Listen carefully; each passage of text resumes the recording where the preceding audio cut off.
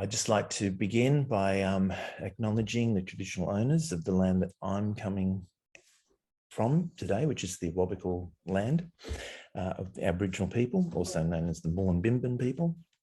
And I pay my respects to their elders, both past, present, and those yet to be. And I also pay my respects to the traditional owners of the countries that you're all beaming in today over Zoom, and pay my respects to Indigenous people that are joining us today on this meeting. So, okay, so welcome everybody. People will slowly be trickling in as we go, but I'd like to begin by inviting Professor Mark Hoffman, who is our Deputy Vice-Chancellor Academic and a Vice President of the University of Newcastle, to begin this event. Over to you, Professor Hoffman. Yeah, Andy, thanks very much. I've got some things to say about the collection we're launching. Firstly, I have to say I'm just really pleased to be here with this group. I think it's a wonderful group that the university, as a part of the university community, and I think it's just wonderful that Gioni, you yourself, but also leading, but also just the whole group comes together. I think it's a wonderful thing and a wonderful testament that even though the university is a relatively young university, it has this wonderful community built around it, around really important things such as this. And I think that essentially the launch of this collection is a really important part of that. So Gioni, do you want me to kick off?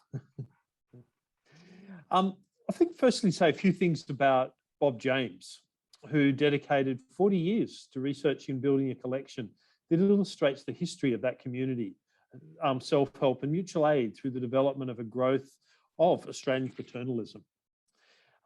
This donation is the largest of its kind in Australia and provides rich research and educational resource for the university and our community.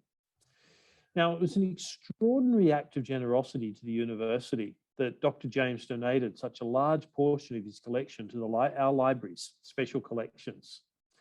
Now, this is going to be called the Bob James Fraternal Societies Collection, including books, photographs, honour boards, regalia, medallions, and oral history recordings, which give us a really rich set of primary resources to support a range of discipline areas in research and education. Now, the university, essentially in response to this really very generous donation, has funded a purpose-built facility to house it. Now, it takes up a floor space on level 1 of the our community library, and I went in there just on Friday, and hosts the compactors to hang art, honour boards and other framed items, as well as bespoke storage drawers and cabinets to hold a range of items of different form, material and size. The room is airtight and climate controlled to ensure the longevity of the collection in our care, because we really want this to last. It's such an incredible donation. Now, Bob James also made a substantial financial contribution to accompany the collection, which has funded a project team to prepare a session and digitise the collection and make it accessible to the broader community. And this is a really important part of what's happening in the field, that we have wonderful collections, but we digitise them. So you don't actually have to come in, but actually see the collection physically, even though it's very nice to do so, but a much broader group of people have actually got access to that. Now, it's taken now the library's dedicated experts in its special collection to work on the project, but been really proud that through this donation, we've been able to partner with students through work integrated learning. And this is what's wonderful about a university, that we can actually draw on students, and it's a great resource for us, but it's also an incredible learning experience for those students themselves. They've both volunteered and been paid to assist to bring this collection into both physical and online formats. Now, it's taken almost 5 years from initial discussions through to the digital launch of this today of the Bob James Fraternal Societies collection. And we're very proud to share it widely on an open access platform with global reach. So that means that anyone can see this collection. It's got connections with a range of disciplines, including languages and symbolism, women's studies and political sciences, the history and business development, including financial and insurance organisations, and so on. The contribution of fraternal societies to our region's history and social development has had little research attention, And this presents an opportunity for our researchers to take a deep dive into these materials and to help tell the lesser known stories of our history. And we're just really proud that they're a part of our community library at the University of Newcastle. Now, unfortunately, as many of us know, the pandemic has thwarted our planned physical exhibition, but it'll be forthcoming in 2022 to complement the digital launch. And I hope that many of you can join us there and actually come in and see the collection. It'll certainly be well advertised through this forum and via other means. So please come along when you see that advertisement to actually see the collection. So thank you, Bob, for your generous donation. And we hope that our university and its regions gain new insights and create new knowledge from all that this eclectic collection has to offer. Thanks very much, Gianni. Thanks, Mark. Yes, it's been quite an amazing journey from 2015 when we first started discussions, and it's also pushed us right out of our comfort zones. And you're absolutely right. It was a partnership between the university providing the infrastructure and Bob providing the funds so that we could employ our students to work on it. So it's been a real great win-win situation, but we couldn't have done it without the help from the alumni and philanthropy. So it's just wonderful that we've got Mrs. Jacqueline Hamilton to join us today. She's donor stewardship and gifts in wills coordinator in the Office of Alumni and Philanthropy. Over to you, Jacqueline.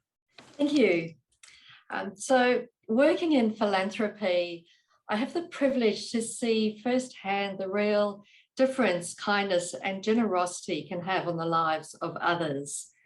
Our university has been entrusted with generous donations supporting both our students and researchers from local and global communities for more than 50 years.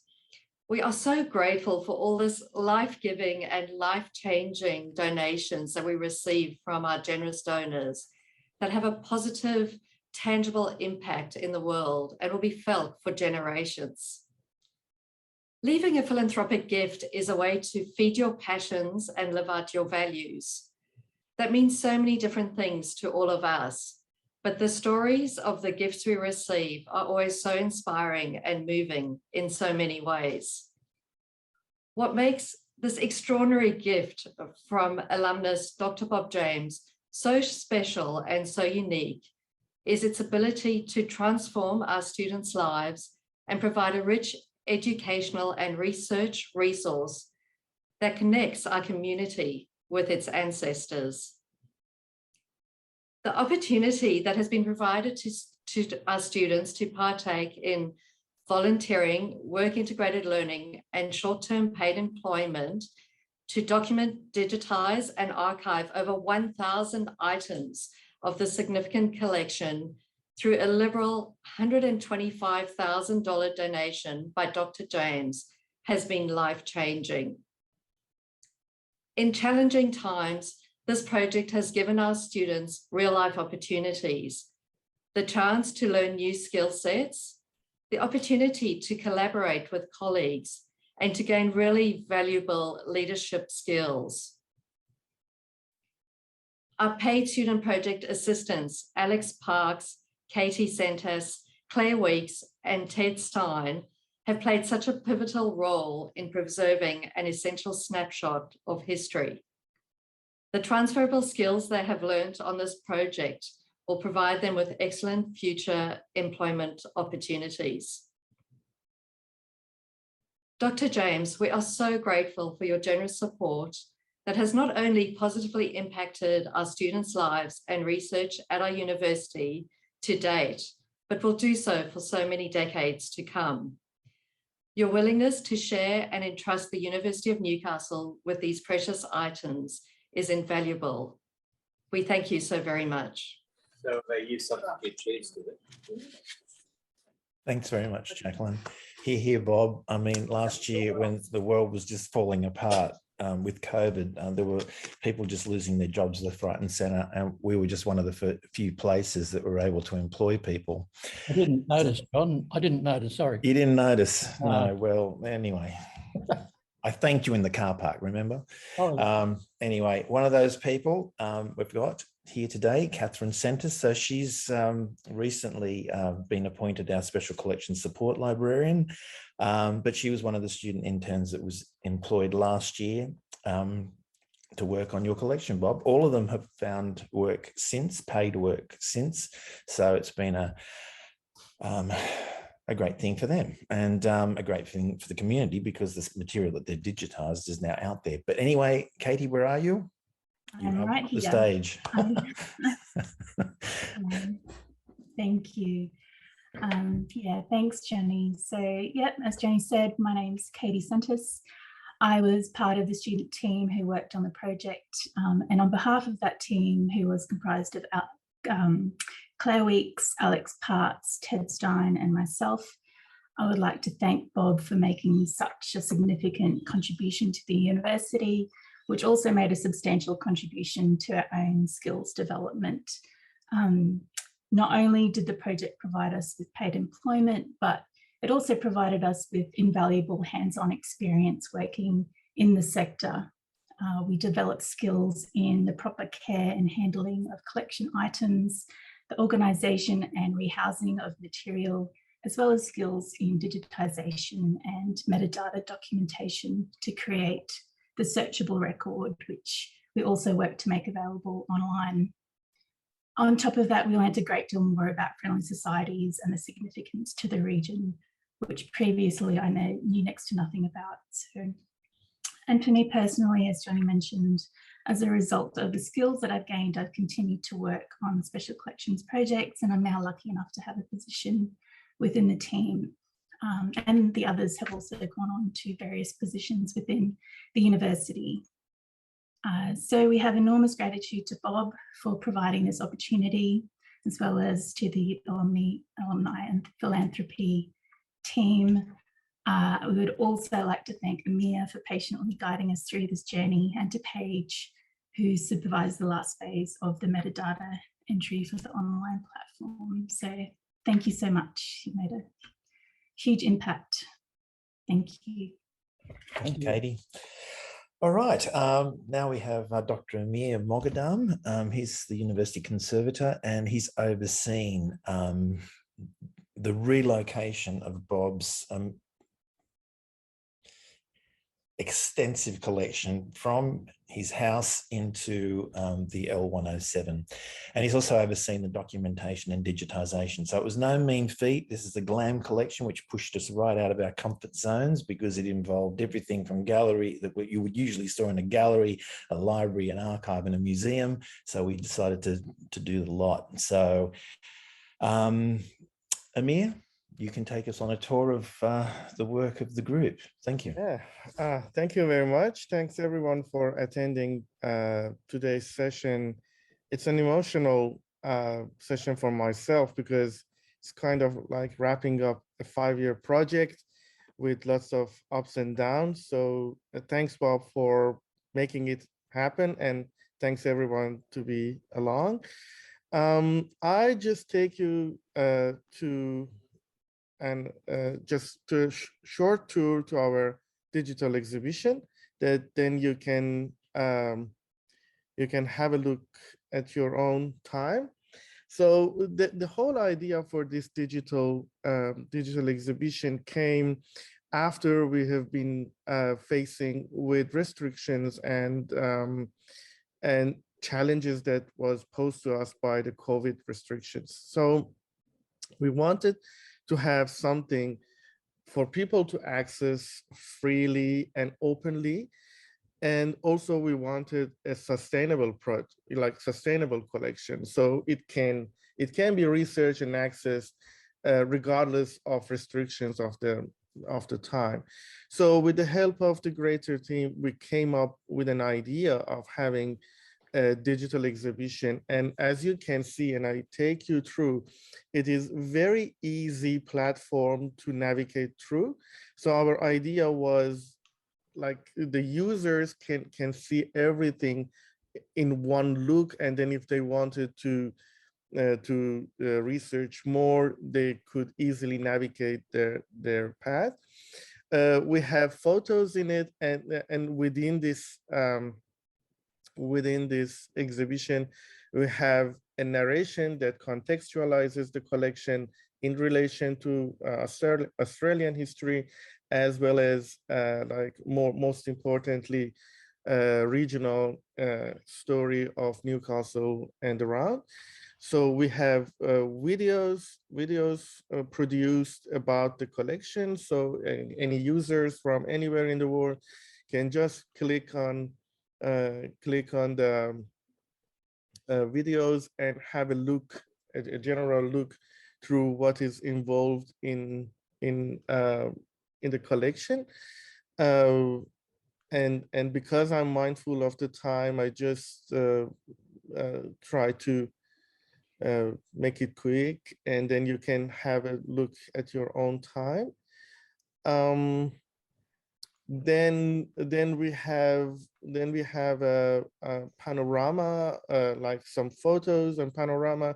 This panorama is very important because apart from the usual understanding that these were mostly like masculine communities, you can see women taking part in like as early as 1914. So very important photo. Then we have collections. This is a live collection, so you can click on it and you can go to our Living Histories repository and check everything over there. Just click on it and easily you can go to the item. And then we have samples of the certificates that have been used. Throughout the page, we have the story going on in relation to the photos and images that are shared. For example, this one is an interesting photo of Orange Lodge in 1950s, and with few influential Newcastle people in it. And then a little story about a lady who was creating regalia and all those material for the community, for the fraternal societies in town in like 1950s, that you can click on and go to the main story on the trove, or click on the item and see some of the items as well. We have more videos here about the collection. Again, this is a live collection, and you can check out the collection through the videos. I particularly need to thank academics who kindly supported us throughout the project. Dr. Gareth Van Dyke, Dr. Erin McCarthy, and also our international colleagues like Dr. Heather Calloway, that is the manager of the Fraternal Societies Museum at Indiana University, US, and Dr. Daniel Weinberg, who is an academic in Open University with a focused research on the same topic. So you can have short talks from the presenters here, and we have the Dr. Weinberg's talk as well, but because it arrived a little bit late, we didn't have time to put it on the main page, but this would be something that we can add in future. Dr. Gareth Van Dyke helped us with having a very useful timeline. So this narrates the context of fraternal societies from their own time up until these societies coming to Australia in mid-19th century. And then if you want to dig more and investigate more, you have these sections that you can click on them, and you can have access to our digital repository named Living Histories, and then also you can have access to the stories that we continuously develop and write and work out on the Hunter Living Histories platform.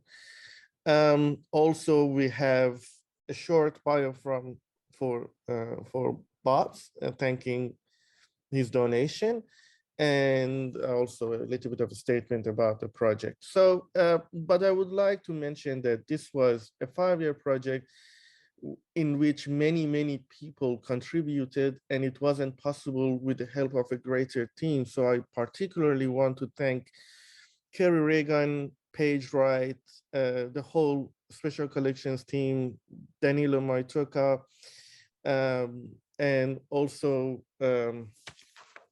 library business team, and student engagement and partnerships, and digital library experience and philanthropy team that at every stage they help us and support us to do that.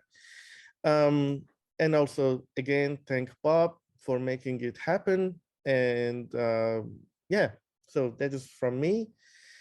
And I do apologize if any names, I missed any names. I acknowledge all the help that we have received. And I look forward for people to use it and communicate to us so we can develop a similar project.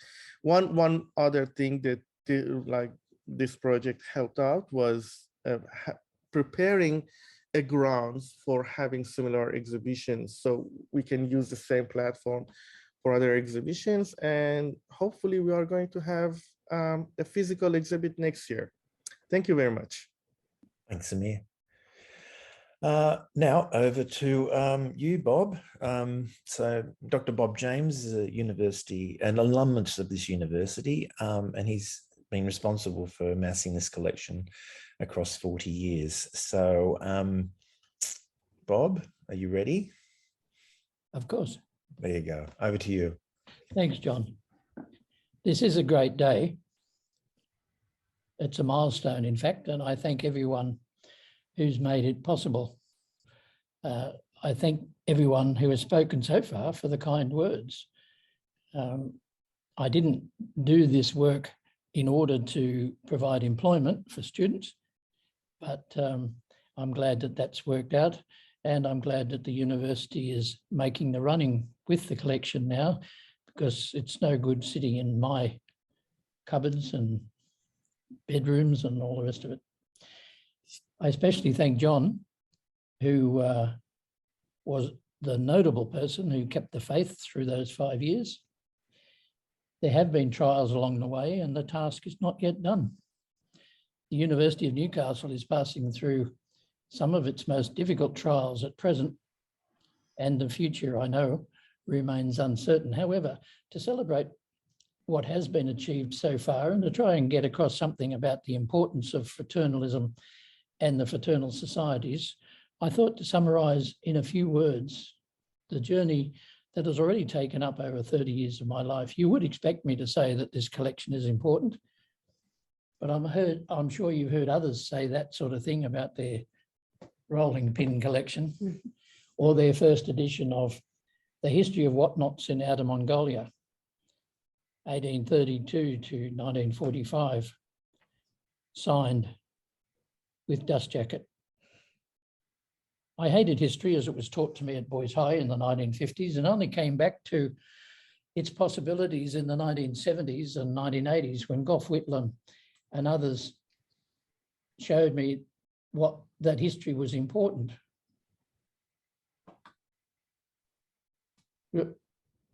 My screen's frozen. Oh, I think it's all right. Oh, I can get there. Yes. That the history I'd been taught at school had been written by the winners, the great men of history, so that it was one-sided at the very least. But more than that, they had decided what was going to be left out. They had decided what was unimportant and irrelevant to my life, or your lives for that matter. That realisation about the bits that had been left out opened my ideas to how exciting history might be if all of the missing bits were put back in.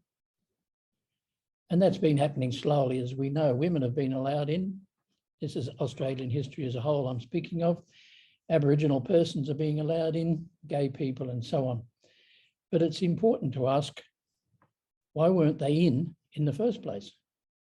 And who decided on how much value to give to rolling pins as opposed to Mongolian whatnots, 1832 to 1945 with dust jacket. I'm sure you've learnt that just asking the question can be dangerous. I've had to be quite stubborn. Ooh. Sorry. Just the down The down arrow. I've had to be stubborn to get the fraternal collection even this far. Don't go to sleep, Doug. Wake up, Doug. I've had to be stubborn to get the fraternal collection even this far, and very subversive. I came to the fraternals by way of labour history, and I came close to having my face punched in when I asked the people at Trades Hall here in Newcastle why their 8-hour and May Day banners had Masonic symbols in them. Of course, they weren't Masonic symbols, but just to suggest that they might be was to invite a pummeling. Then I found that the Masons couldn't tell me either why they were there, and they suggested I needed a black eye from them as well. I realised then that the stories told by the Freemasons about themselves and the stories told by Trades Hall about themselves and the labour movement were mostly bulldust, just like the stories I'd been told in high school about Britain's royal families. I'd read a lot of labour history, and something which caused the pennies to drop eventually was a realisation, a little thing perhaps, but it was important at the time, that labour history books often featured 8-hour or May Day marches on their covers, but inside those parades weren't mentioned at all, or only very briefly. Another penny dropped when I read in Donald Horne's autobiography that Muswellbrook, where he was born,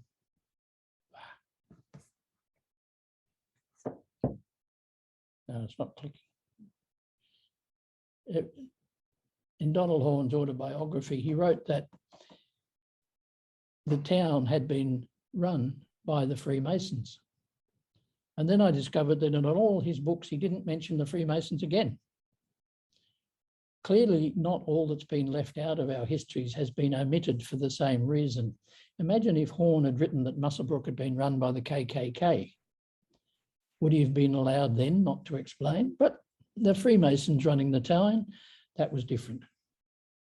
I remember too when James Bond movies were just getting going, and there was a lot of interest in spies and secret societies generally, especially in US bases at Pine Gap and elsewhere in Australia, and the CIA's involvement in the 1975 dismissal.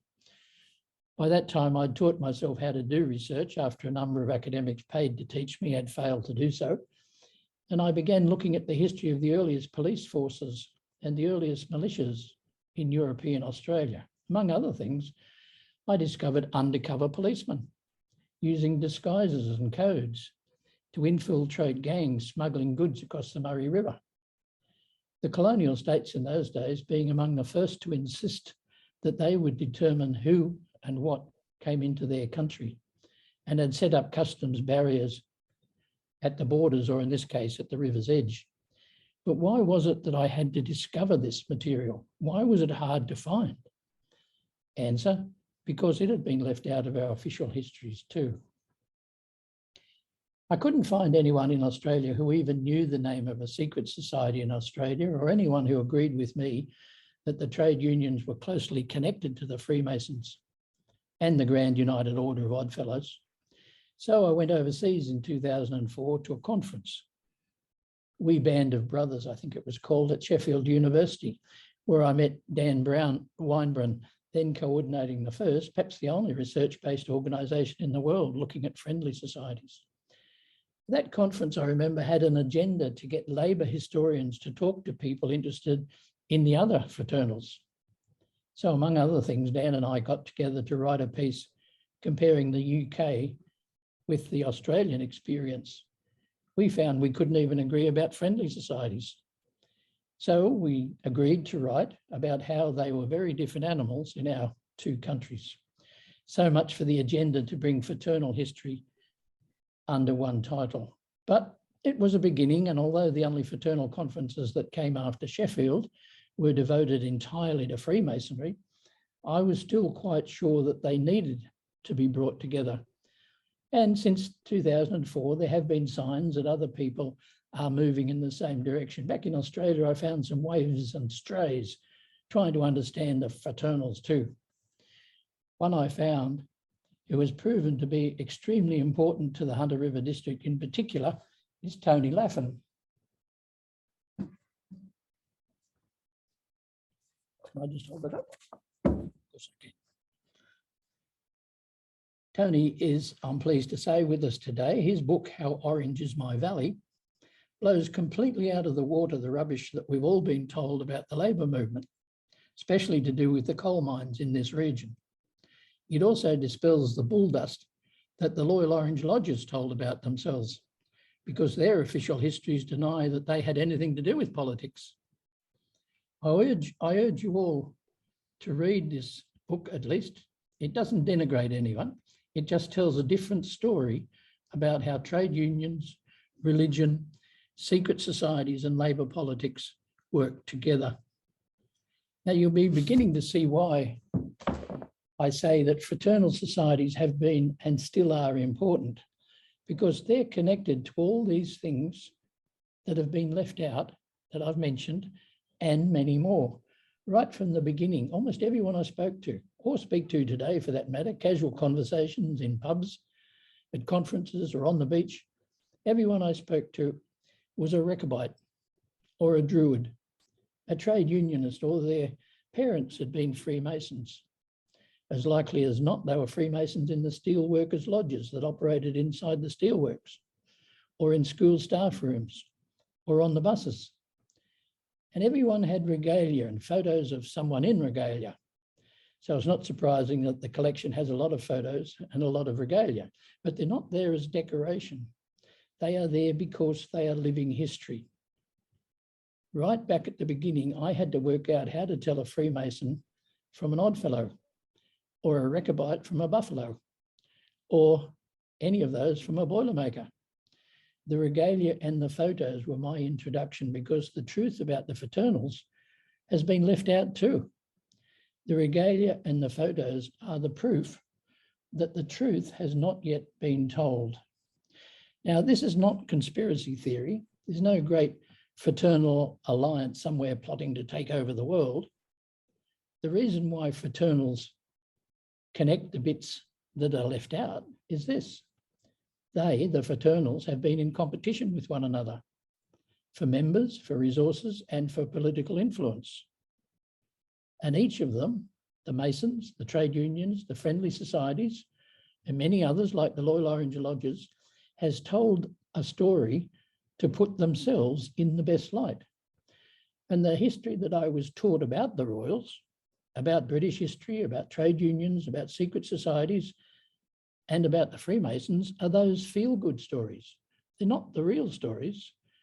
They're the stories that the fraternals wrote themselves, about themselves. So the fraternals are themselves responsible for their being left out. The truth, if we can ever get to it, is all about struggles to survive, about skullduggery and intrigue. I wrote and published this book in 2010. I'm now writing an update.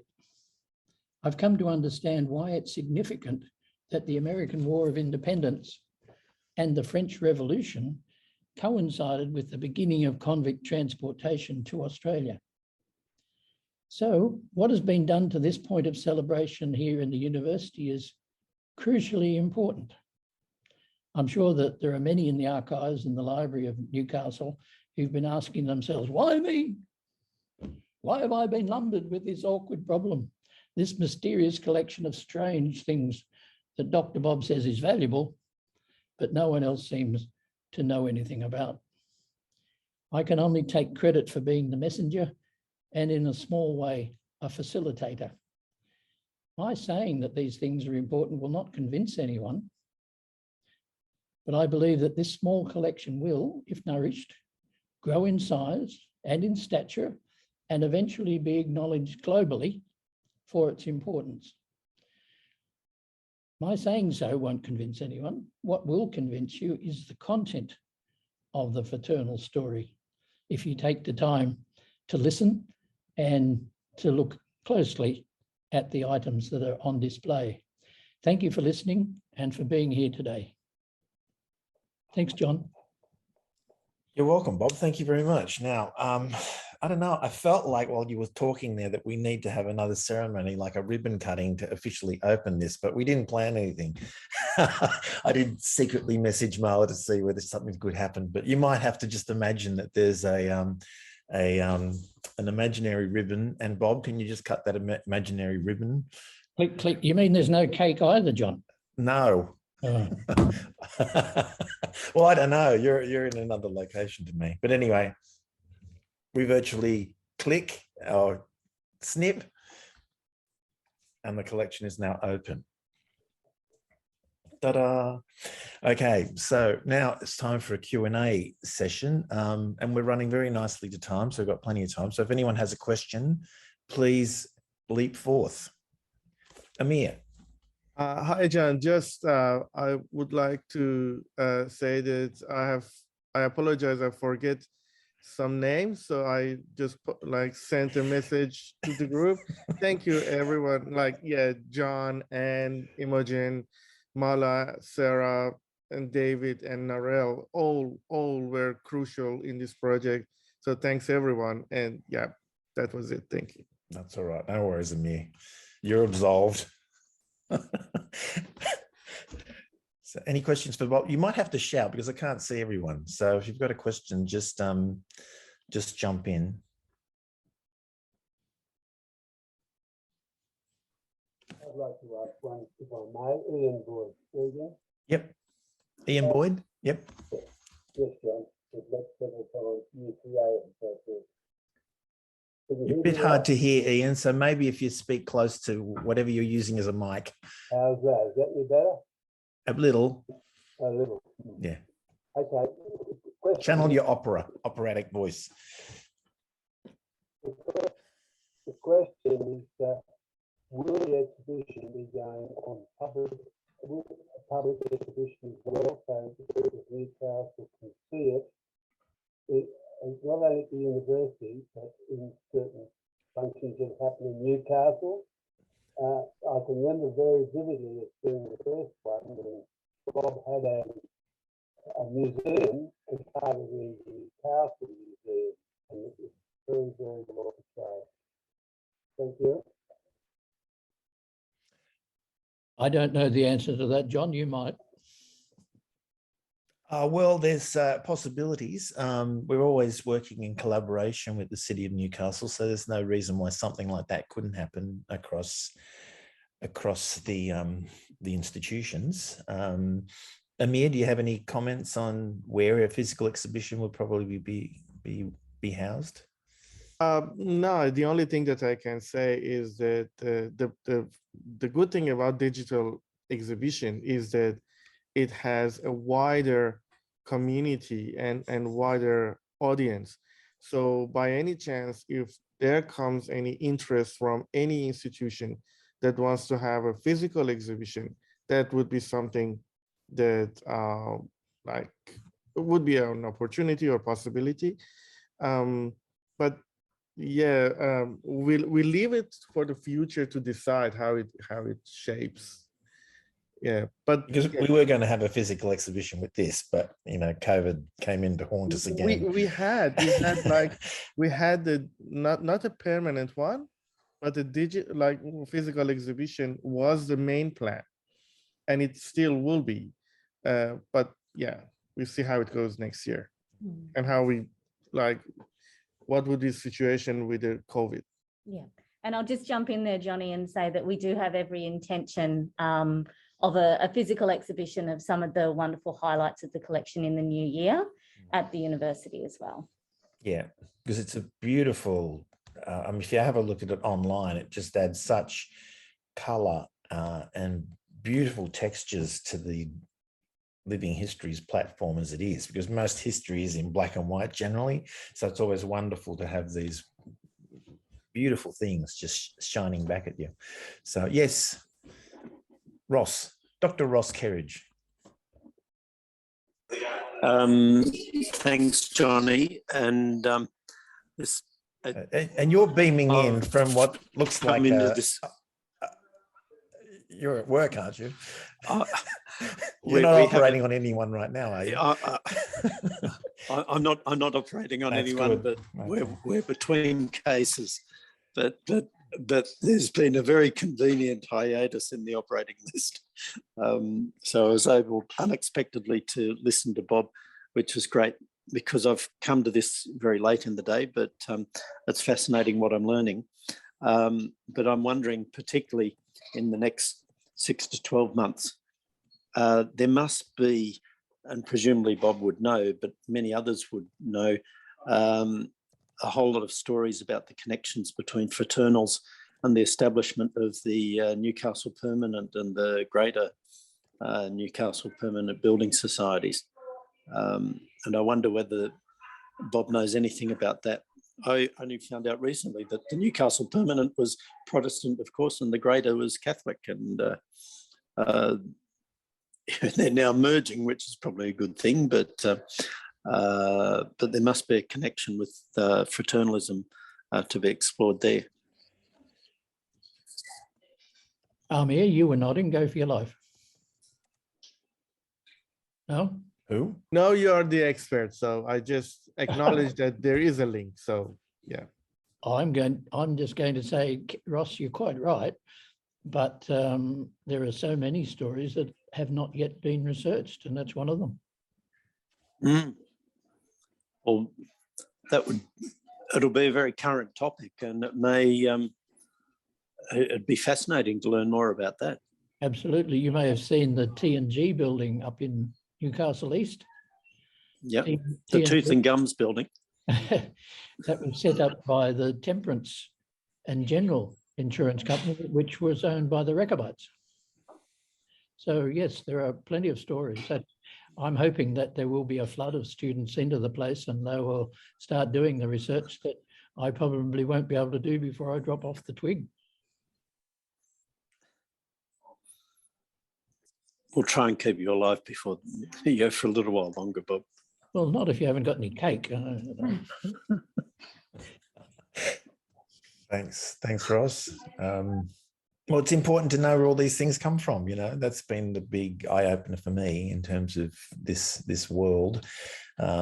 So, any other questions, comments? Not a question, but just a comment from me to say I think that's the beauty of having this collection digitized and available, you know, openly for anyone here in Australia, here in Newcastle, or even overseas, to come and continue to tell the untold stories that Bob refers to, and we hope to keep it alive and keep engaging researchers with it and keep helping them to publish more and more of those stories as we go year on year. Yeah, because there's so many areas of research that are possible, the symbolism and what's in these things, the actual movements themselves, so, and what they created in the landscape. I mean, that's really what's been interesting from our point of view, is understanding how people organize themselves to look after one another and to look after things that were missing. Yep. John, it's Warren French here, and I'd just like to first of all make a statement to say congratulations to the Newcastle University for taking Bob's collection on. I know Bob rather well, or I think I do, but the living history of fraternalism is great. And living, I mean that we're obviously looking at its start point. Where the finish point is, I do not know, because fraternalism has changed. Bob, over the years, fraternalism has impacted upon social evolution and government policies. A lot of the fraternals are now have become incorporated. They're entities, some of them are quite big mutuals. Do you see that influence continuing so that living history will in actual fact be living, albeit in an altered state? Thank you, Warren, for that tricky question. The truth is that as I said in my notes, the story of fraternalism is one of conflict between the fraternities for influence and for resources. There are other forces at work in the economy, of course, and one of them is a very strong power of money, which has forced a number of the fraternals to close, others to become financial institutions on the stock exchange and so on. But there is a debate happening in Europe about the usefulness that the fraternals could have in the future, because many people in Europe see a decline of Western civilization very strongly, and they are trying to understand whether there is in fact a viable third alternative between communism and capitalism. And a lot of people are looking much more closely at the fraternal history, which goes all the way back to the guilds, of course, in England and other places. So that's a debate that could be opened up here in Australia. And Ross is quite right that groups like I've forgotten, Ross, what was it again? The Permanent, that's it. The Permanent Building Society and all of those things, they could be viable in the future again. But in order to know how the fraternals worked, we have to study them, and then we have to be able to apply the lessons that they might provide to plans that we might have for the future. So there's a lot to do. Thanks, Bob. Thank you, Warren and Bob. Right, okay, I've got two hands up, one from Chip and one from Tony. We'll go for Chip first. Thanks, John. I just wanted to thank both Dr. James, but then also the whole Climax and Special Collections team. I bring students through special collections, through the area that Amir was working in with this material and the Climax lab, and it provides students an actual peek inside what actually happens. How do we get from a physical object, its conservation, its preservation? How does that work through? How does that wind up being translated? Things from the archive, things from the Climax lab, and how does it get translated into metadata? And then I work with them on the possibility of things that can be done with that in terms of digital analysis, but then also expression. So the kind of virtual exhibit that's being put on today is something that I will want to be using as a case study for students at Newcastle to show them, here's a way that you can actually communicate with the public. Too often academics are concerned about communicating with other academics, which means that you write a paper that only 10 people read. Whereas you put on a virtual exhibit like this, and you can communicate with the world. So it's certainly important material. Other people that were, certainly hands-on. He was on the call earlier with Zane, but then also Katie, because she had my students in her space asking very pointed questions about how they actually get things digitized. So thank you to all of you. And I've researched friendly societies in Britain, especially because I've got some research coming out probably next year, one of the journals, on the first Australian savings bank, which, like the friendly societies, was another sort of refuge from capitalism to begin with, before it became a space for accumulation. So there's a lot of stories that didn't get told. I'm not sure if any of you, Bob, do you know about the Toll Puddle Martyrs? I'm sure you've run across them. But it was great to see the story about them and be able to include it as part of the exhibit.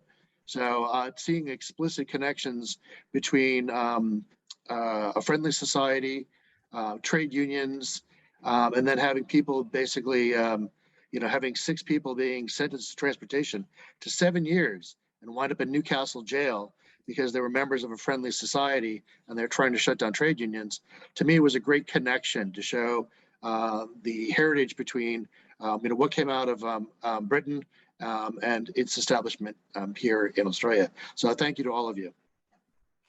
Thank you. Thanks, Chip. And Tony, lovely to see you again. Over to you. Okay.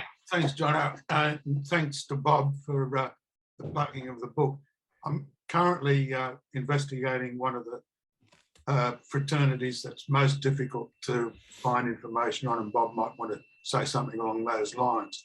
that's the Knights of the Southern Cross, because in Singleton, I think that they ended up dominating local politics, both Labor and Country Party people on council and on other organisations. But how do you actually research something like the Knights of the Southern Cross, which is still as tight as a fish's cake hole?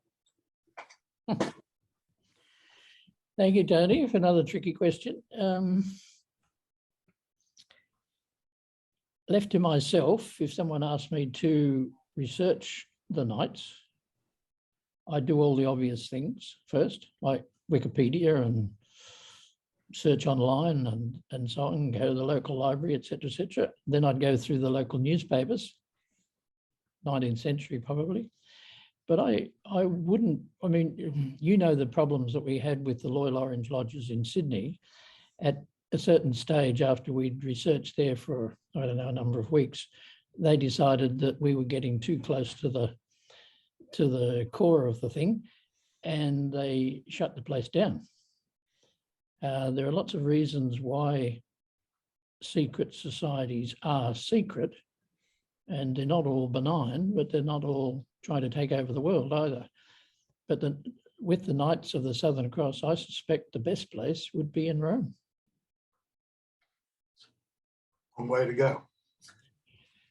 Well, perhaps we should talk the Vatican into putting on a digitised exhibition of their resources and seeing what we can find. I don't know. No, it's just like Musselbrook with Donald Horne and the Freemasons dominating political life in that town. I think that I'm sure there's a lot of material in the papers, Tony, but I'm sure you're looking at those too. I'm starting to, yeah. And that would be a fascinating story. I've worked basically on the broad outline. In some cases, like the Toll Puddles, I had to dig down and go into the details, but I've been trying to make sense of this huge conundrum that everybody knew about the Freemasons, but nobody talked about them. Everybody knew that the trade unions used to have secret passwords and handshakes and all the rest of it, but nobody talked about it. So on the one hand, there was a lot of, if you like, myth about the fraternals, but no actual details. And I've been trying to work on the broad outlines of that story so that other people hopefully can come in and fill in the details. There you go. Thanks, Bob. Thanks, Tony. Any other last questions? We've sort of done for now, but if anyone's got a burning question, now is your chance. I can't see any hands or any secret looking symbols. So thank you very much, Bob. Thank you, everyone, for coming. We will now be moving into the Hunter Living Histories portion of the get together, but I'd just like to thank everyone for coming and sharing this this launch with us. Please enjoy the Fraternal Societies collection page on Living Histories at your own leisure, and thank you very much for attending. Okay, so if you're interested in more fun, we will be delivering, or well, I will be now delivering the meeting. And so this is the Hunter Living Histories more general area. So we have apologies for today, Anne?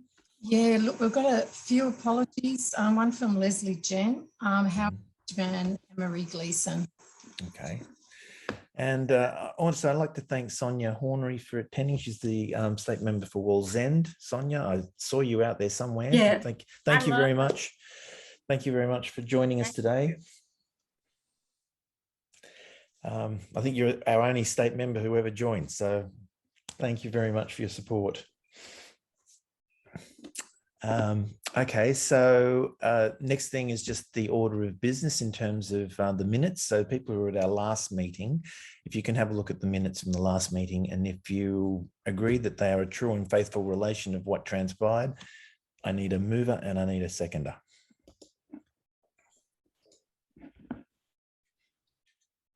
And just shout it out so I know that I can hear you.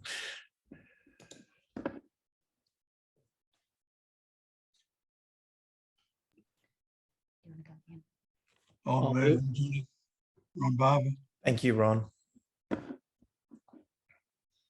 You need a seconder still? Yes, please. Bob, you might as well. You've been practicing all day. Of course. Okay, thank you. Thank you. Okay, so now let me share my screen.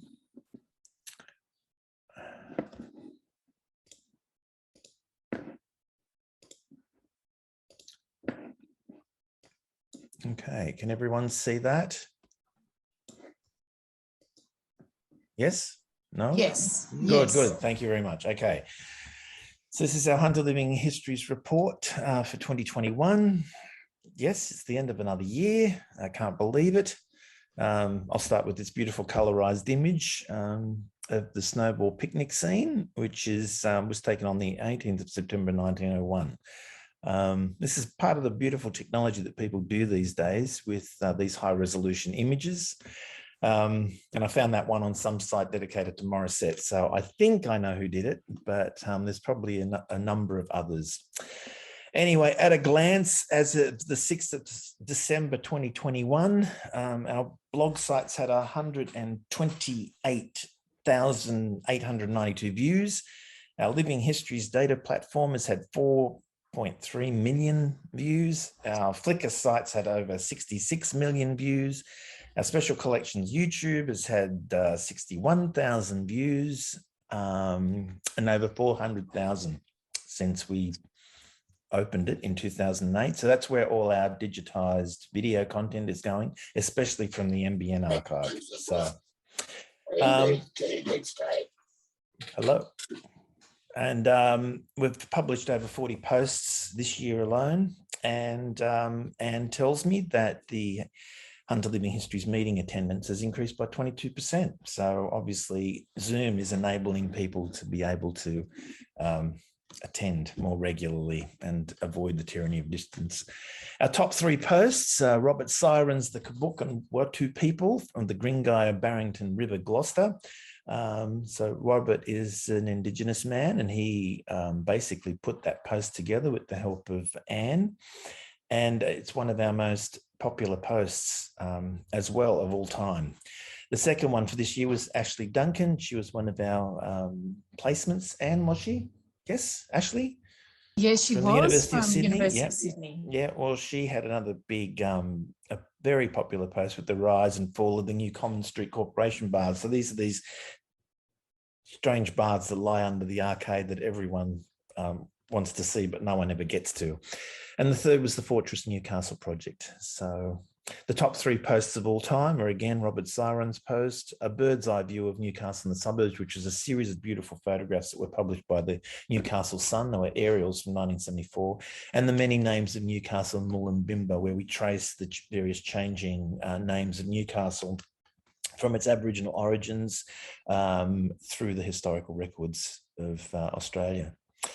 So the big wins, look, the digitisation of the NBN magnetic tape has probably been one of the biggest. And from 1982 to 2019, this team of people working out of the Glamex lab and the Community Library have digitised 222,000 minutes or 3,699 hours of magnetic tape containing over 112,000 local stories recorded by NBN Channel 3. So I don't think anyone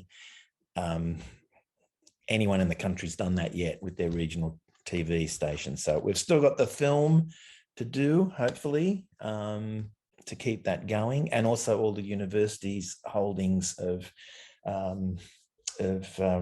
film material. I mean, this is a problem that's facing everyone. I listened to a blog post last night on the Beatles, And you've just seen that they've released all this footage from Let It Be, but they've got 1,000 tins that are sitting in a vault somewhere, which again, Peter Jackson wants to go in and do exactly what these guys have done with the MBN footage.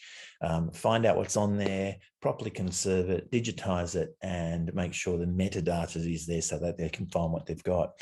So currently there are over 370 videos that have been uploaded, and 200 plus are now available on our Special Collections YouTube channel.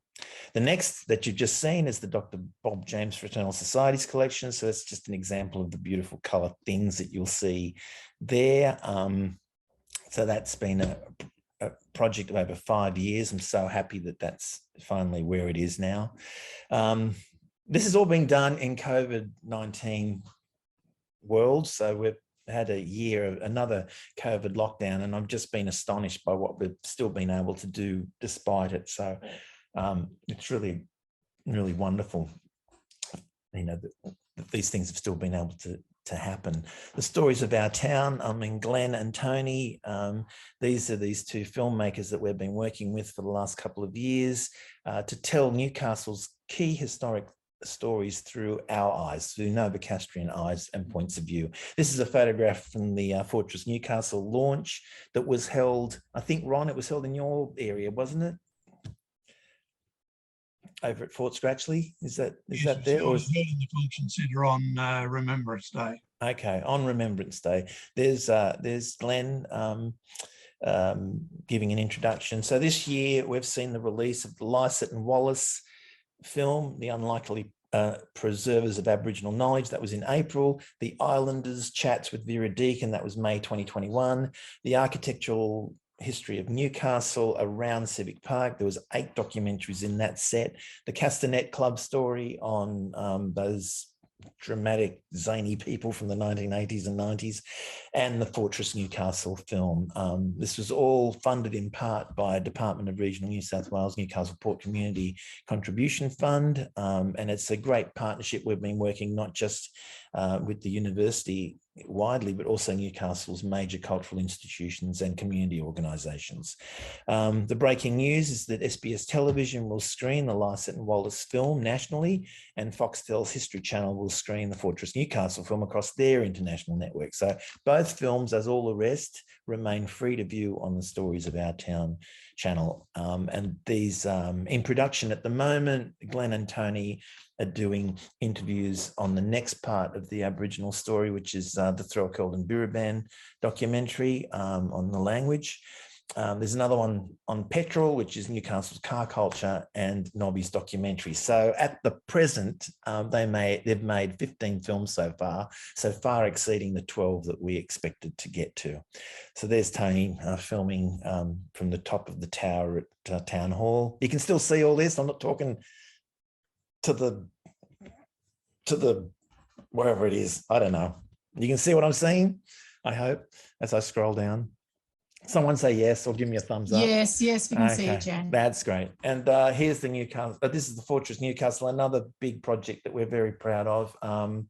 You've seen the film. This again began in March 2020 when I think Sarah Ann and I met with the group over there with Bob Cook, and we started discussing how we could help. We had no funding at the time. They had a story that was important, but when COVID finally hit, that's when the story really hit, because here we were again, and we needed to basically tool up to fight a new enemy. This time it was in the form of a virus. So it became very pertinent. So at the time in 2021, Peter Hobens, who is part of a heritage business, approached us after seeing our blog that the government had released some funding that could be right up our alley, and he helped shepherd the groups and the university to put together some funding applications. They came through, not for the amounts that we asked for, but enough to get a film off the ground and to prepare an exhibition for 2022. So the film we launched on Remembrance Day, as we saw above. In 3 weeks, it's achieved 8,600 views, and it's become the second most popular film in the series. So And during 2021, Rachel Vaughan, who's one of our University of Sydney Museum and Heritage Studies interns, has been working on that project as a real world project to work on. And she's been creating a collections page on our Living Histories platform to help make the resources that Vom and the team of the community groups that are surrounding this Fortress Newcastle idea are assembling. So hopefully, we'll be able to help with that 2022 exhibition. The Wollong Historical Weather Journals of the Hunter Valley was another project. It sort of hit us from the side when COVID hit, but anyway, the story of these is we had a series of historic Hunter Region weather journals dating from 1843 donated to us in 2016. A set of these journals were recorded at Wollong Station on Mount Vincent that were owned by the Wyndham family, and they dated from 1891 to 1907. The recorder was Marion Wyndham, and the question that the researchers asked was, Marion lived until 1928. Why do these things peter off in 1907? So it was during the 2020 COVID lockdown that the remaining archives were uncovered by Cessnock librarian and archivist Kimberly O'Sullivan in the basement of Cessnock Library, and she quickly let us know that she'd found the missing set of weather records that went right up to the 1950s. So this was another huge data set relating to weather data. So Professor Howard Bridgman was over the moon. They lent us the collection, and Dr. Ken Thornton started the digitisation of the original journals and diaries. Some of these diaries are fantastic. They record weather data, but they're also women's accounts during the war years, so very detailed stuff. And Katie and Alison Kelly and Catherine Sentis were employed just before COVID hit, and we were all sent into lockdown. So they had to work on these things basically remotely. But anyway, we had our contingencies in place and we were able to keep it going. So all of that's ended up on the Living Histories data platform, what we've been able to do. So then the Wyong District's Anglican Church Records, 1838, on the 1st of December, which was last week, the Wyong Family History Group launched their new publications of Anglican Church Records from 1838. With the aid of our digital images, the group were able to process 15,284 records across 20 physical parish registers containing 61,479 names. The transcribers spent 895 hours or 37 days entering the data. So that's another sort of transcription project similar to the Wollong. The very next day they drove up without telling us from Wyong to Newcastle. They didn't feel anything. I had to meet them outside the library, but they sent this beautiful certificate of appreciation for our help. So it's very kind of them to go to that trouble. It's very difficult to drive up from Wyong, and anyway, but this was a beautiful poem that was penned by Rex Toomey, which I think all of us who have worked in history and transcription could probably identify with. Each register was made in script, a challenge to be reading, with eyes that wearied to the task, make it more misleading. But from the start, the volunteers, they would not be defeated. They saw importance in their work, and now it is completed. They found the words across each page were writ in ancient writing that marked the milestones of those lives, events that are uniting. The births, the deaths, the marriages, they spoke to all in chorus and marked the symmetry of time of those who'd gone before us. Now, finally, the world can see from dusty tomes of flowing the lives of those who went before, their struggles we are knowing. And in respect we contemplate, then join in celebration, their spirit of the distant past that helped to build our nation. There you go. That was Rex Toomey. And did you want to take over the UON Work Integrated Learning student engagements for this year? You need to unmute. Thanks, Gioni. Yeah, during semester one, we had 3 Work Integrated Learning students from HAS 2000. Jeffrey, I think you're here with us at the meeting.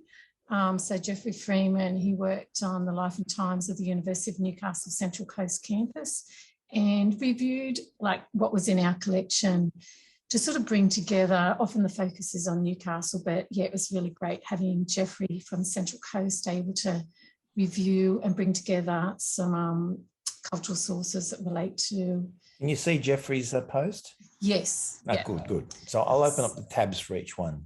But, so accompanying that, yeah, he also created the timeline, which was useful, which is embedded in that blog post. Yep, these timelines are great. Thank you, Jeffrey. And Jeffrey was also shortlisted for Work Integrated Learning Student of the Year. We had another student from HAS 2000, Chris Leishman. Chris, he's a history and sociology student, and we often, and we also have a group at the university, it's called the Network of Madness, looking at institutional records and have an interest in welfare and mental health history.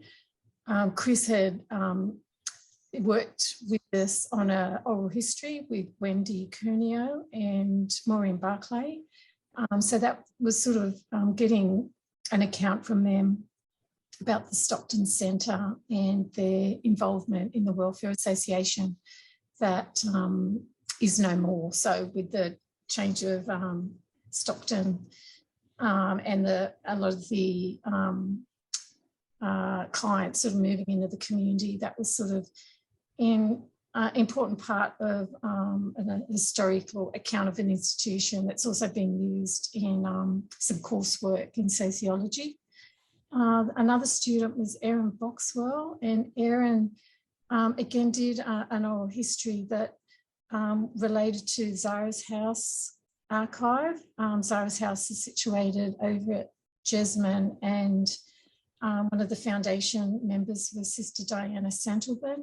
So we interviewed Sister Di to get an account from her on the history of Zara's House and how the records came together.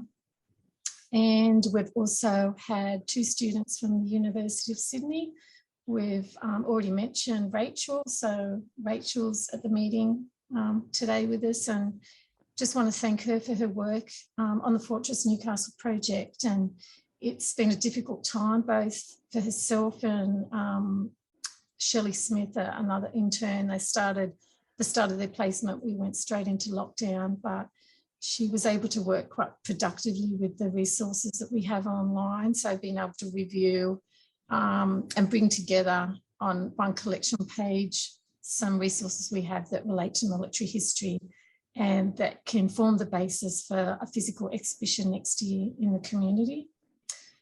So we haven't actually made that public yet because Rachel doesn't finish her placement until early next year. But yeah, we'll sort of share that. And I think Rachel's going to give a short presentation at the February meeting next year.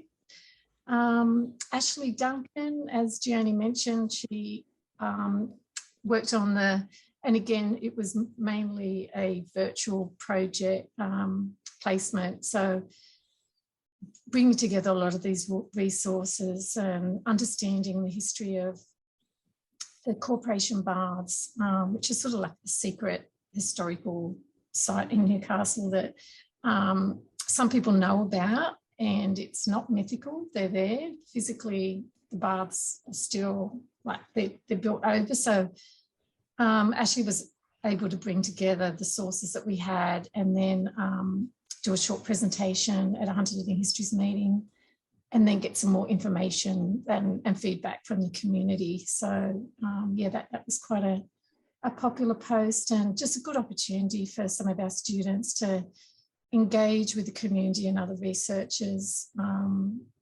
and other institutions. So I think the City of Newcastle actually had a visit and was in contact with staff from the City of Newcastle. Our timelines, yeah, they're a really great feature. I think particularly when you're looking at the history of a theme such as historic baths and swimming in Newcastle. And these are all themes that can be built on and added to as well in the future. And Shelley Smith is our second Indigenous library intern, and she's been working on the Haslam collection. She's continuing her placement till early next year. and it's been a really important collection to review and look at from that perspective of decolonising. As an Indigenous woman, she's able to really look at that collection and set up like a methodology of how we can slowly digitise what's culturally safe to make available, and just work through some of the issues around access and you know, how we can sort of share that collection online. So yeah, it's been an interesting year, but really great to have some students being able to continue to engage online, and hopefully they've got a lot out of the we always learn a lot from the students, but it's been a great opportunity for us to sort of work as a team through a little bit of a difficult year, but they've managed quite well. That's it, Gioni. Okay, thank you. Thank you, Anne. Oh, well, we can continue. These are the academic researchers that we've worked with this year, as well as today. Dr. Justin Ellis and Associate Professor Kate Senior. They've worked with the Merv and Janet Copley Connection. Dr. Irene Perez Lopez took her students through Hunter Valley mapping research. Associate Professor Heather Sharp, military historian, involved with our digitized, and also that the World War II wartime log, Bain's diary from The Great Escape.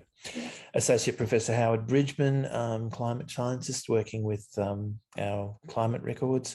Dr. Garrett Chip Van Dyke, history and heritage lecturer, brings his students through and has also been a great supporter.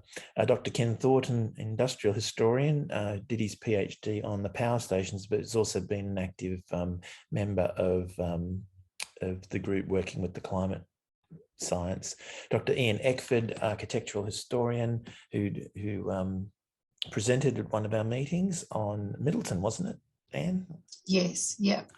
And Associate Professor Nancy Cushin, who presented last week on Newcastle's Time Ball, which is now up online along with original plans provided by Bob Donnelly, who was in charge of its restoration. Other highlights is another international publication. We have a book chapter coming out next it's almost next week, isn't it? Next year, on visual heritage, digital approaches in heritage science, which is entitled Visualizing Deep Time History in Context Using Accessible and Emergent Technologies, the GLAM Sector Experience. Our Hunter Living Histories Instagram with Kieran Sturt. Many thanks to Kieran, who basically created our Instagram account and has shepherded it while he was a Will student, and he's continued to volunteer on that project. We greatly appreciate Kieran's professionalism and sincerely thank him for all his work that he's done. Part of Kate Senior's discoveries in the Copley archive led to a visit of Arnhem Land elders earlier this year, which coincided with a fantastic group that Kua Swan organised to visit, which was a school group. So there they were upstairs with Kua, myself and Zane, being very cynical about what we were telling them. And then they came downstairs and saw these Arnhem Land elders, Daphne Daniels and Karen Rogers, who were two descendants of Dexter Daniels, and they were uncovering a history which was unknown to them. So you talk about, Bob, you talk about unknown or undocumented histories. This was one big story that they didn't know about and overlooked. So they were surprised to find this. Now, the great collision was when these students met up with these elders. That's when the importance of archives really dawned on them. If you click on that image and zoom in on the faces, you'll see what I mean. They were just really enthralled to know what these people were talking about and how important this stuff is.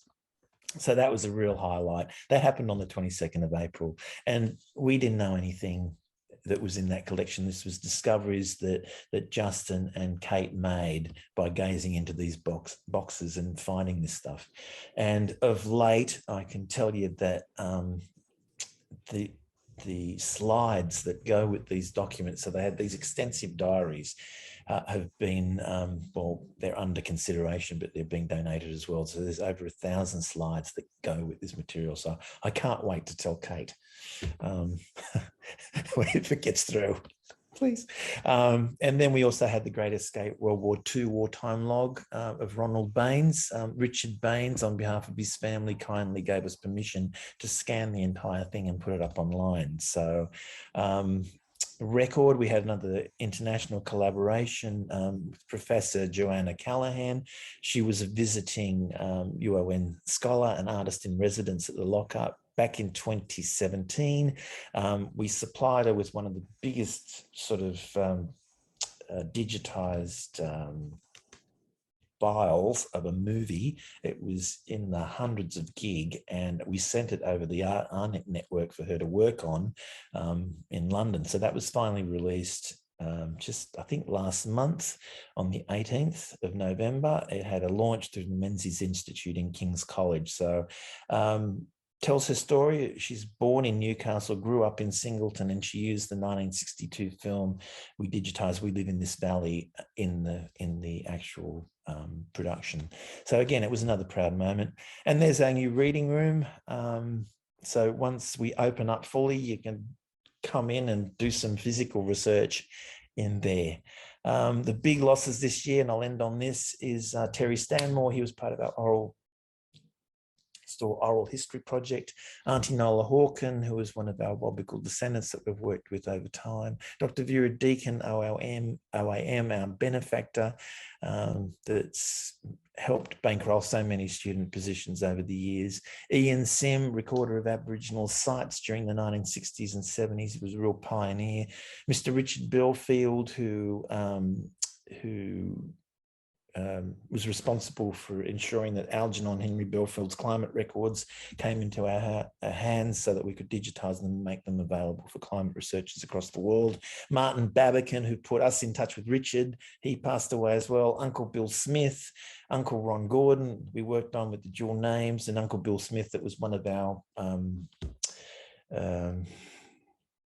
guides during the Deep Time project in the LAMX lab. Mr. Richard Uddy, who was one of the Fortress Newcastle interviewees. These were in their 90s, so these people, and Dr. Bernard Curran, AM, who was a real loss. So best wishes, Merry Christmas, have a Happy New Year. That's my report for the year. I thank everyone that's been involved. There's probably more stuff. Have a look through the site to see all the wonderful twists and turns that we've had this year. So I felt funny putting up the Hunter Living Histories, because then I thought about her stories, and then I thought about they stories. So it's everyone's stories, and these are the sorts of wonderful collaborations that we make. So there you go. I'll stop my share now. Ta-da! Any questions?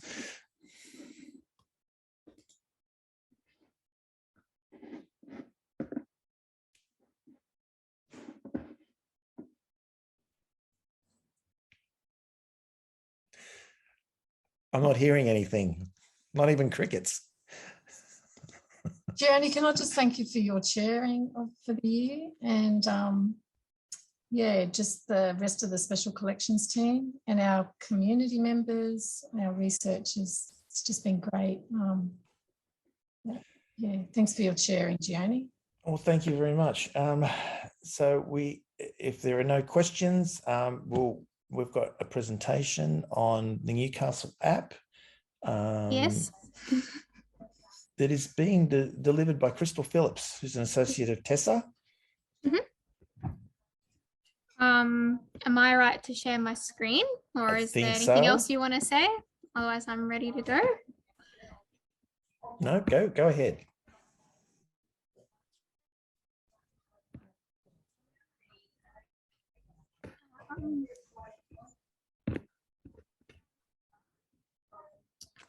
Okay, are you able to see? Yes.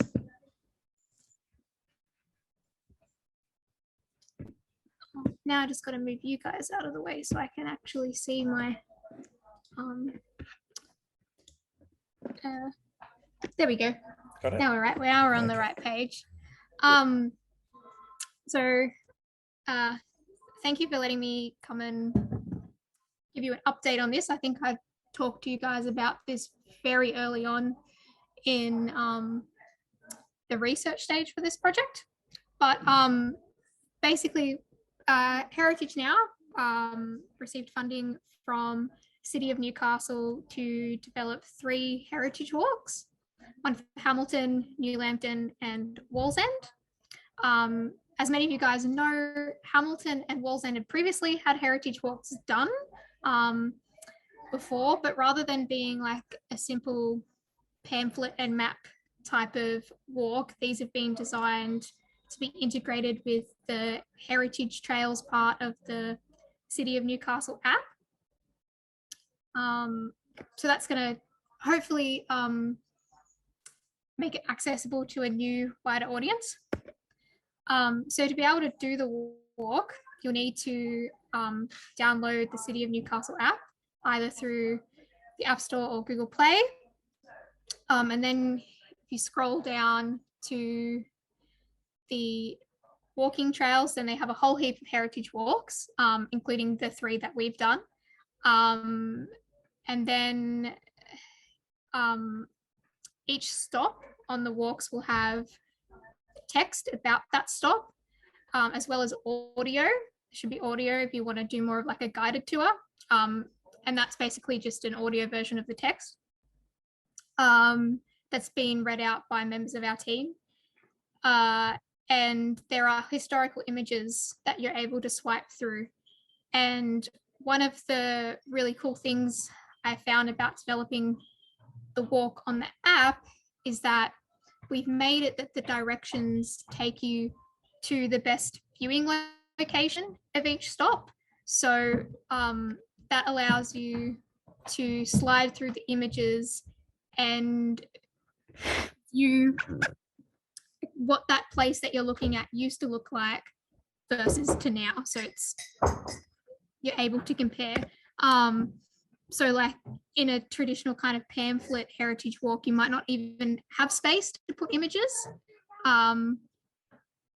But, you know, for something like the Kent Hotel, we're able to, sorry, people have, I might have to move. You guys can still hear me? Sorry, yep. I'm in a busy we can still hear you. Work office. Oh, you can't control it. But yeah, so you're able to like hold your phone up and slide through these images. So down the bottom there, that's a picture of what the Kent looks like today.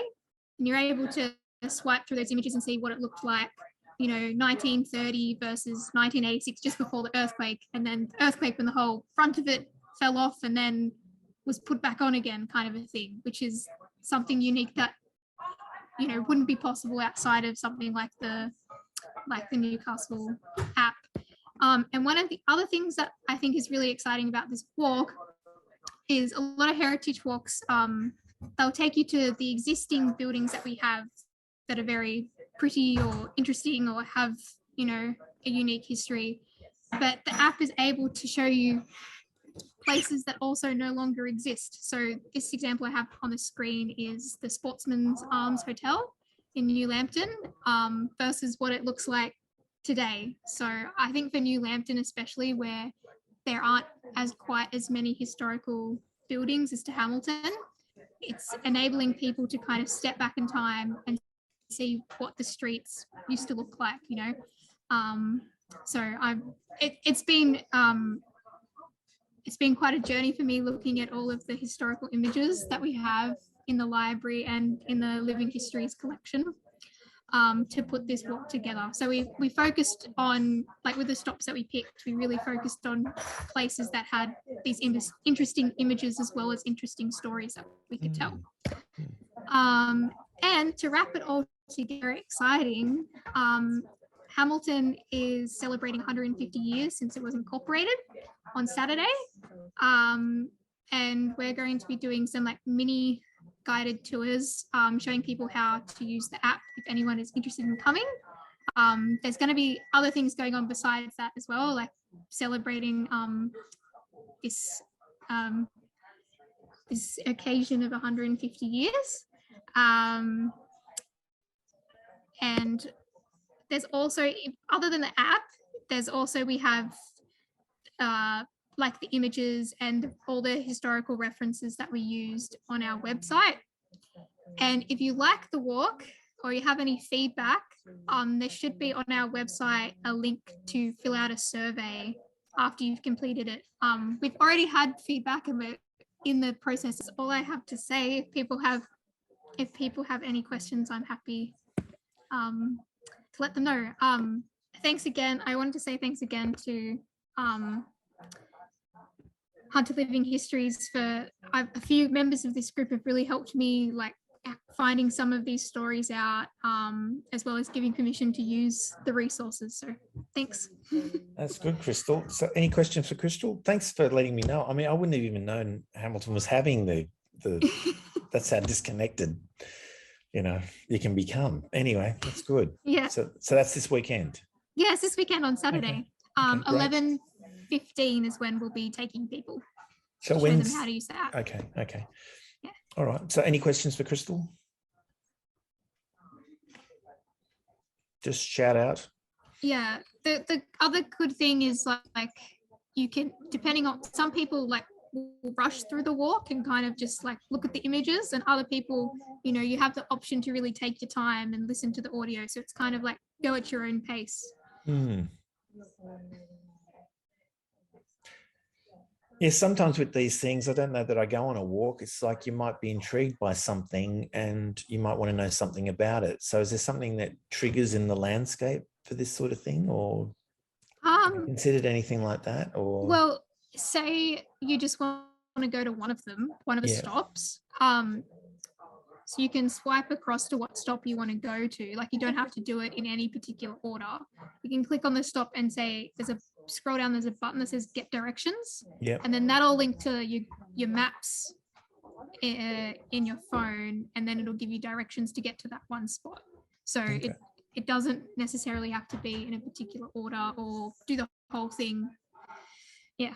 So it can be non-linear. Yeah, it can be non-linear. Because I've kind of made it a bit kind of zigzaggy. So you kind of you start in Beaumont Street, for example, with Hamilton, you go around kind of through Gregson Park and go past the Institute and come back. But if you just wanted to do just Beaumont Street rather than the whole loop, you could just do that as well. Okay. All right. So, well, if there aren't any questions, now's your time. Everyone seems to be fine, Crystal. You've explained it so clearly that they're all fine. Well, if you get stuck with using the app, we have that slide that I had up. Yeah. That's on our website, and also we've been giving them out to businesses to have available for people as they walk past. Yeah. Okay. Great. Well, thank you very much. Well, good. All right, so now it's the part of the show where we have updates. If people have any updates from their community organisations that they wish to share, now's the time. Yep, John Whitty, you're on mute though. There we go. Okay, I can hear you. Good to hear you again. You've been very quiet at the last few meetings, so I forgot what your voice sounded like. I'm busy on lots of things. Okay. Mine's elsewhere. I just wanted to announce that Living Histories and Hunter Rainbow Histories been collaborating with the City of Sydney to put on a story wall exhibition at the Digital Library called HIV and AIDS in the Hunter. Kerry Bashford and I have worked with Kirk Ellis and Claire Presser to get this up, and I think it's a pretty innovative, and it gives us a chance to display the photos, the huge photo collection that we've got in the Wes Saunders collection, which we've only partially described, and of that only partially allowed up for public viewing. And we've got 4 pretty just 1 minute snippets from 1.5 hour interviews from 4 people, and they're pretty powerful. And it's a sort of a window into the Hunter Rainbow Histories collection and also to the Living Histories website as well. So that was pretty good.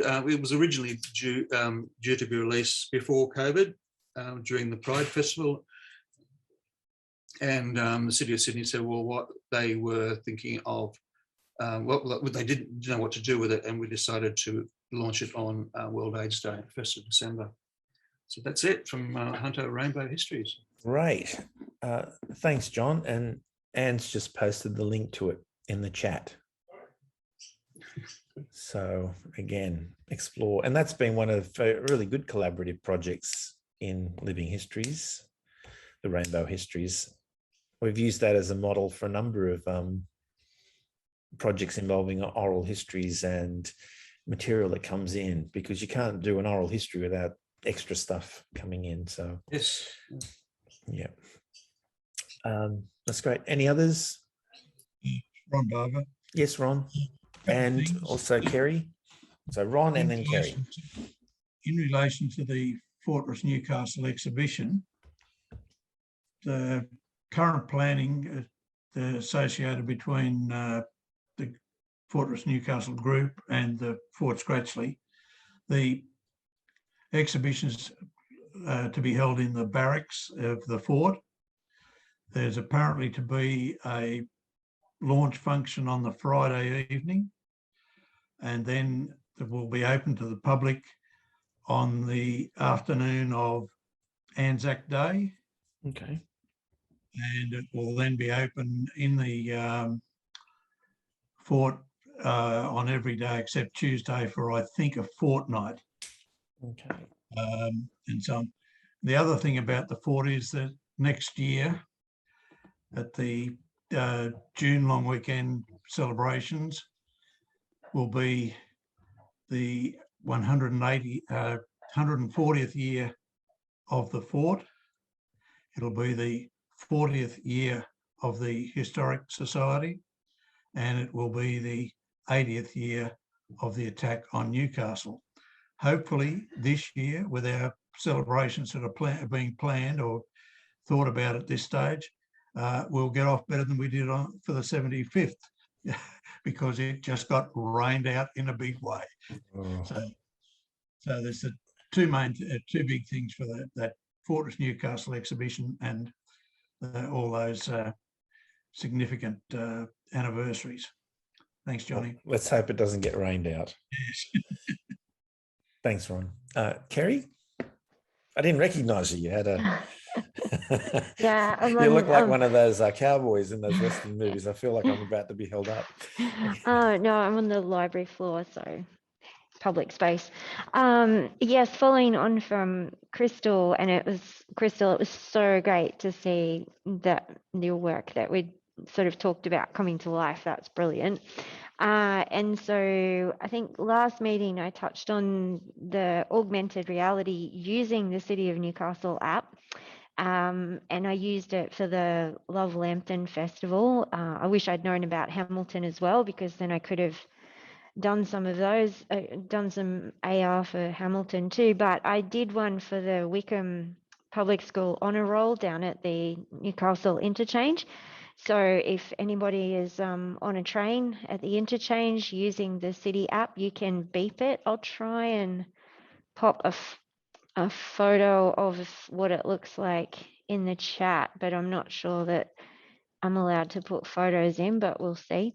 So you use the augmented reality function of that app to trigger this, and I don't know if that's going to work. And you can see some more information, and then it links back to the database that we created called Face to a Name. So just hoping to try and create some traffic in that section. Yeah, someone's asked for the link to the Heritage Walks, Kerry. So do you want to put it in the chat? Oh, there Yep, you there we are. go. Great. Thank Crystal's you, done it. Crystal. Yep. She's done it. Yeah. And it doesn't look like it's going to let me put a photo in. So Oh, basically, I if was just going to you're, experiment and see if it could work. no, I can't seem to do Oh, it. But I mean, you can't miss them. The ginormous big light blue stickers on the ground in front of the Wickham Public School honor roll with the thing that looks like a QR code with an N in the middle. And you beep that with the Newcastle app, and then up will come some images with some stories about them, the men that a selected few men that are on the roll, and it tells you a little story, and then it links you to the database, so you can. Oh no! I put a snowball pick in there. Oh, So how did you do that? I just dragged it in. Just drag it in. Oh, okay. I'll So give that. Kerry, just I'll give that throw a go. caution to the wind. I can't see it. It just tells me that's there. So Okay. there it is. So yeah, just you drag can it into the chat and it'll be there. check that one out. And the other thing that we have going on at the moment, which I can paste in here, is the postcards and panoramas exhibition on in the Lovett Gallery. And there is a virtual tour of that exhibition, which you'll find on that webpage that I've just put the link in. So if for whatever reason you can't come into the library to have a look at it, then feel free. And it works a bit like the real estate ones where you kind of go to this bit and that bit and walk your way around it. So it's a really, really good exhibition actually. So if you've got a chance to come in and see it, then I highly recommend that you do. Let me see. I just dragged it. We'll see if that works. Oh, yes, it's working. It's There you coming. go. Yeah, I learn something new every day. So yeah, that's all the news I have at the moment. And I'd just like to thank you guys for another awesome year of learning stuff. Thank you. Thanks. Yeah, we learn a lot too. So. Okay, any other updates? Yes, sorry, Robert. Just following on from what Kerry said about the Lambton 150th, is when we did the 150th, we turned the Heritage Walk into a walking street play using actors from the Newcastle Theatre Company. And that thing that we did has been nominated for a Conda Award, which sort of blew me away. So apparently there's a category called special events. And so to take a paper walk and help to turn it into a living thing, someone thought that was good enough to nominate. So I'm happy with the nomination, even if we don't win. Congratulations, Robert, for the nomination. There's some virtual applause going up everywhere. Now, I'm keeping an eye out for hands, but if I can't see them, just yell. All right, I think we're almost. Oh, sorry, David, is that a raised hand, David? Okay, speak, but you're on mute.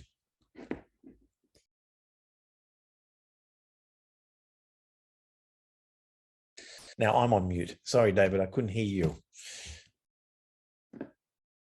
Yeah. Still can't hear you, David. Sorry. That's it. Season's greetings for everyone, and thanks, Johnny, for your stewardship, and also to Anne for the wonderful job as secretary for the 100 Living Histories. Bob Donnelly would have been here today, but he's down in Melbourne visiting his daughter down there. At the same time, Bob's gone to the National Archives of Australia, further looking at sources for the Fortress Newcastle. Anyway, I'm a bit concerned about the direction that Fortress Newcastle is going. Within the past 5 days, I realise a lot of BS out there about Cultee Creek. The first one was that the RAAF RAF mines use Cultee Creek as a quick exit to the Pacific Ocean. Load of rubbish. Because down in 2 weeks ago, myself, Bob Donnelly and Bob Cook, who most of you would know, we went down to Canberra, the Australian War Memorial and the National Archives. And one of the files which I put together 18 months ago, mind you, was to do with the Coaltee Creek defences. It was dredged to a water depth of 10 feet and 20 feet wide by the Irrigation Commission. Rescue boats did not go up Coaltee Creek because the creek was actually a small creek there, and it was dredged out by the Irrigation Commission, and it flowed from Belmont Lagoon. And only yesterday I was told that submarines, mind you, submarines were taken up Coaltee Creek into Belmont Lagoon.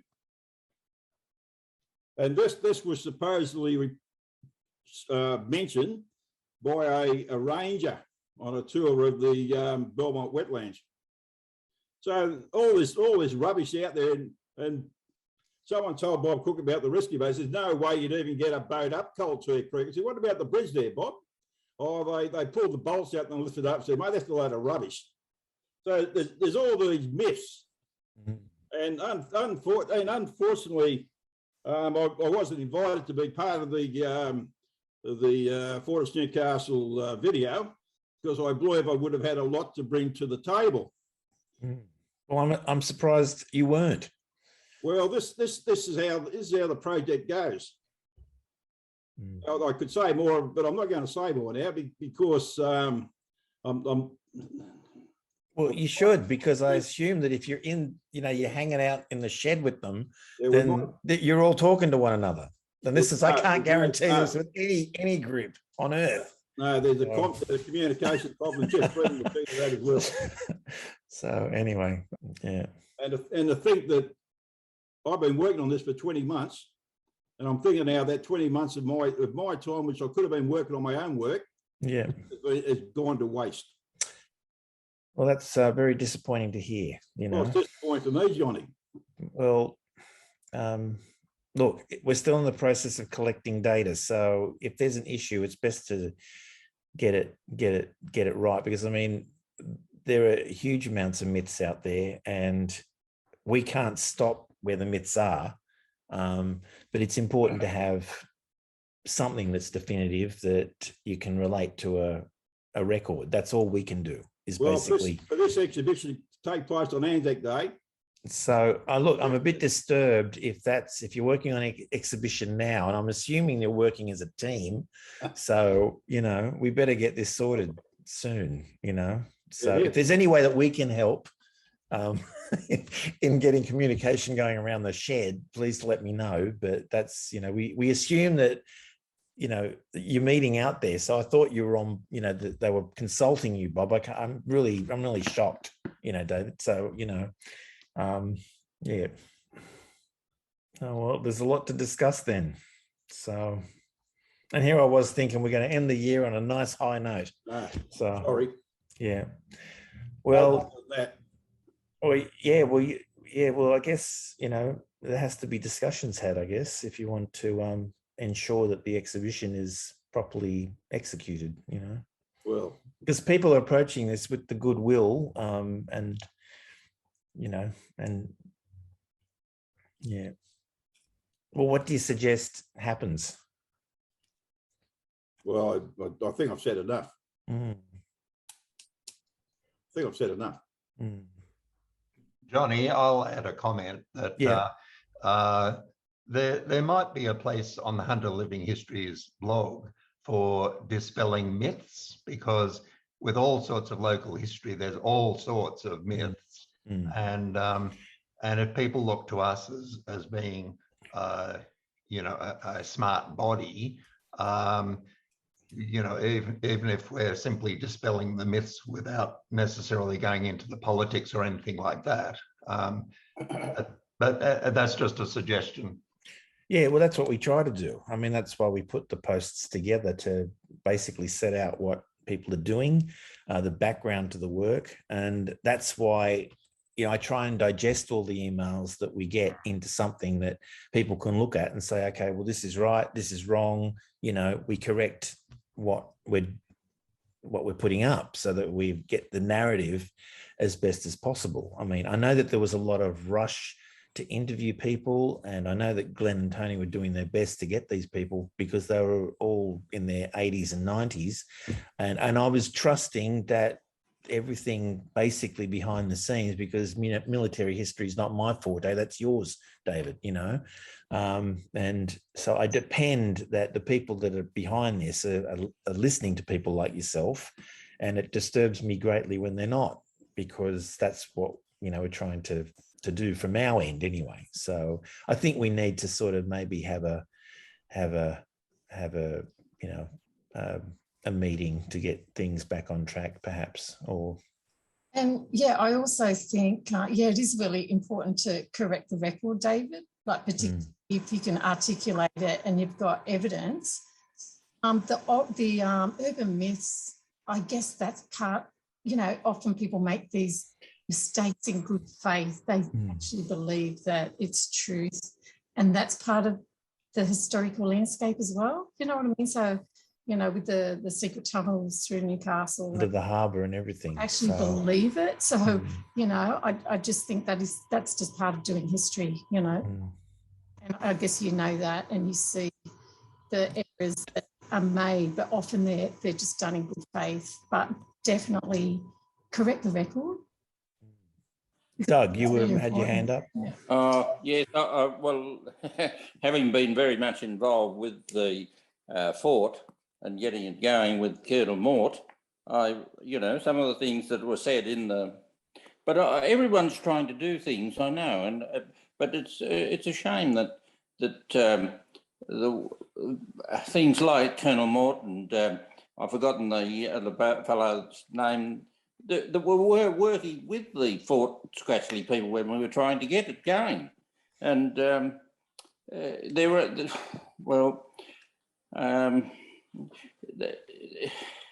I really understand that, and I do know a lot about cultural creed too, just quietly, but having worked so heavily on the conservation of the area down there, and with the Parks and Playgrounds movement. But anyway, we were very much involved with the fort, and of course the coal mines underneath, as you know. And it's a shame that when just the wrong things come in, like the fort was when the Japanese shelled, you've got the marvelous story from Vera, and you don't want to ruin that with other people that weren't there, and they make sort of statements about things. But anyway, there it is. It's done. It's on there. But the next one, you must make sure that that you get the straighten out some of those things, because you're recording history.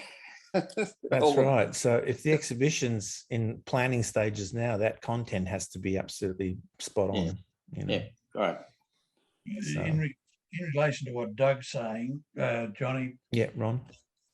We've been trying to establish a nominal roll of people who actually serve there, and like people who are working on it have actually verified we're up towards about 1,700 people.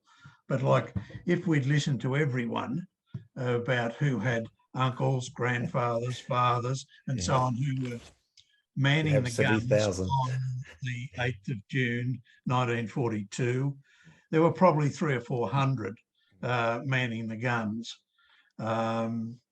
It's so difficult to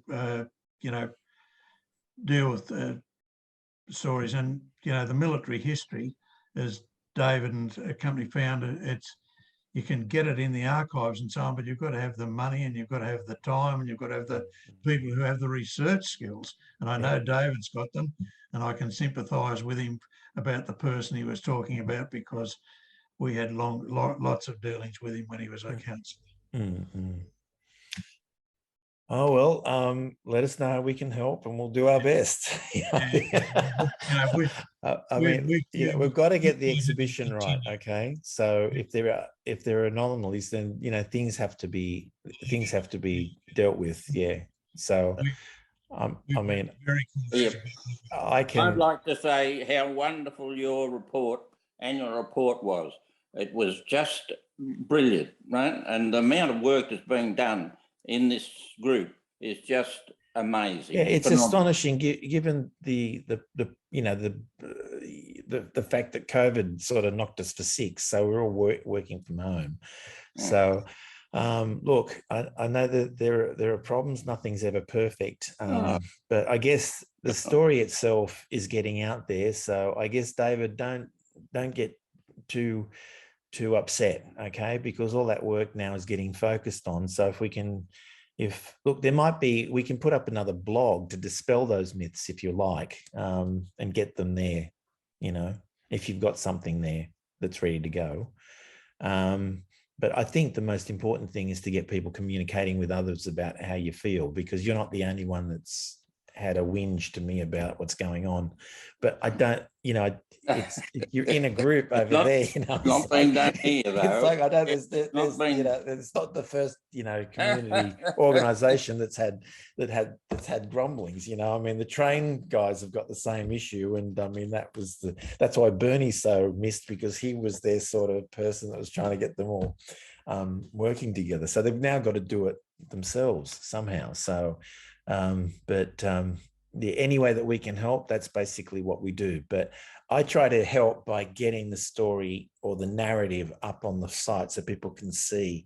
I just did that recently with the Broadmeadow locomotive depot proposal. So that's been around for 25 years, but there's been no solid information, so we've tried to put all the records up there, what the groups are trying to do, and take it from there. Why should we care? What do you need? What sort of, and these can be projects that can gestate for quite some time, but it's really important to get that story as truthful as possible, because as Anne said, there are people love, and Ron said that people just love putting themselves in the story. Okay, so in some cases, you're not going to stamp out those myths. You can only put up what you consider to be truthful accounts and back it up with the records. Is that okay?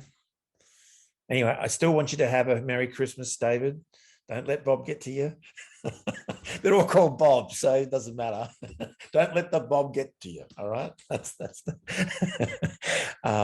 there's a Bob inside of all of us. Okay. Now there's an insult for you. And thank you very much. Anyway, look, we'll get this stuff sorted. If there's anything we can do, like have an early morning meeting, or I can always go and be the person and tell him. I mean, I've had to do it with a number of other situations, but I'd like to have a holiday too. It gets at this time of year, I just want to go home, and I'm in the home. That's what worries me. Okay, I'm at home and I want to go home. So I think I've got a mental problem. But anyway, I want to wish everyone a happy Christmas and have a wonderful new year, and wish you all the best. And thank you very much for your generosity and the way that you've shared your information with all of us. I think, given the stats, Doug, the story about Newcastle and our region is getting out there, it's good. Because there's a lot of people behind the scenes getting it out there. Now, not all of it might be absolutely correct, but we just that's going to be the work of the ages to get it all right. Okay. Thank you, John. Any last words? We've got 1 minute to go before the Zoom link dies, and I have to go to another meeting. Farewell. Good luck. Be kind to one another. Yeah. All right. See you later. Cheers.